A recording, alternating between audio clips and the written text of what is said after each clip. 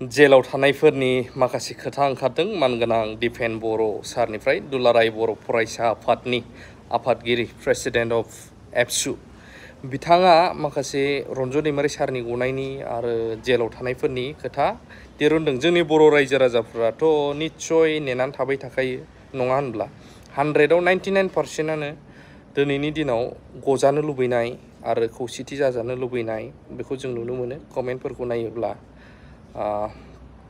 जिखुनु पलिटिकल पार्टियावनो थाया मानो गावबा गाव मोनथाय गोनां थायो, अब्लाबो एसे बर' जेलाव थानायफोरखौ गजानो लुबैनाय बयहाबो दं।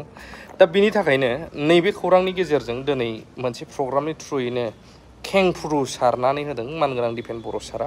नायग्रोलांजोब, नायालासिनो रायहरग्रोनाय बा माबा मोनसे कमेन्ट दाहो, नायग्रोजोब।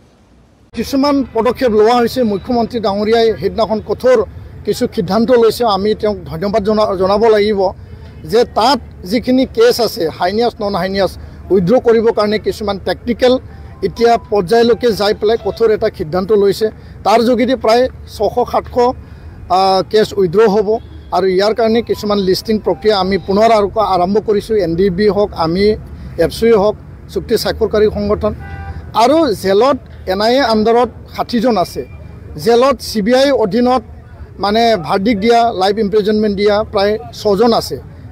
সন্মানীয় ৰঞ্জন দৈমাৰী ডাঙৰীয়া আৰু জৰ্জ বড়ো, অজয় বসুমতাৰী, আমাৰ ৰিফিকাং গয়াৰী বা তেনেকুৱা আন সদস্যসকল, তো তেওঁলোকক জেলৰ পৰা মানে ওলাই আনিব লাগে। তাৰ কাৰণে আমি নিবেদন জনাইছোঁ আৰু ইয়াত কোনেও বেয়া পোৱা কথা নাই।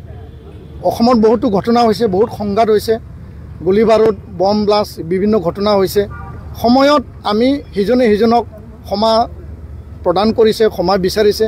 আমিও অসমবাসীৰ ওচৰত এই ঘটনা পৰিঘটনা যোনে নকৰক কিয়, যি দল সংগঠনে নকৰক কিয়, আমি ক্ষমা মাৰ্জনা বিচাৰিছোঁ। বড়ো জাতীয় সংগঠন হিচাপে যদিও NDB কৰিছিল, BLTA কৰিছিল, আমি ক্ষমা মাৰ্জনা বিচাৰিছোঁ।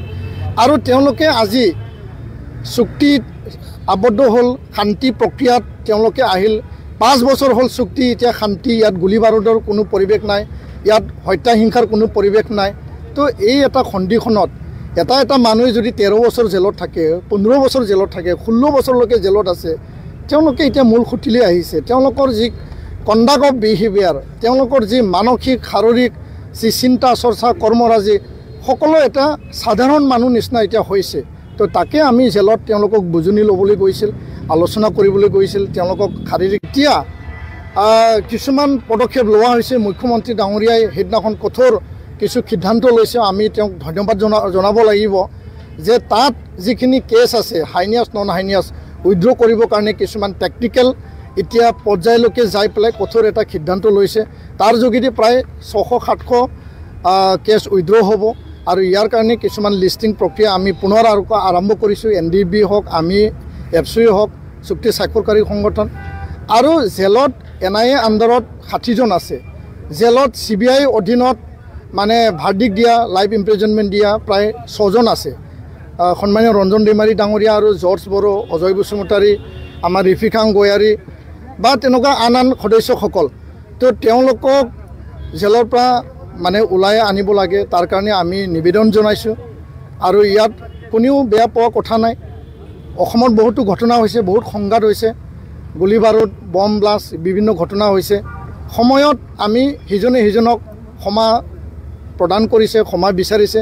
আমিও অসমবাসীৰ ওচৰত এই ঘটনা পৰিঘটনা যোনে নকৰক কিয়, যি দল সংগঠনে নকৰক কিয়, আমি ক্ষমা মাৰ্জনা বিচাৰিছোঁ। বড়ো জাতীয় সংগঠন হিচাপে যদিও NDB কৰিছিল, BLTA কৰিছিল, আমি ক্ষমা মাৰ্জনা বিচাৰিছোঁ। আৰু তেওঁলোকে আজি চুক্তিত আবদ্ধ হ'ল, শান্তি প্ৰক্ৰিয়াত তেওঁলোকে আহিল।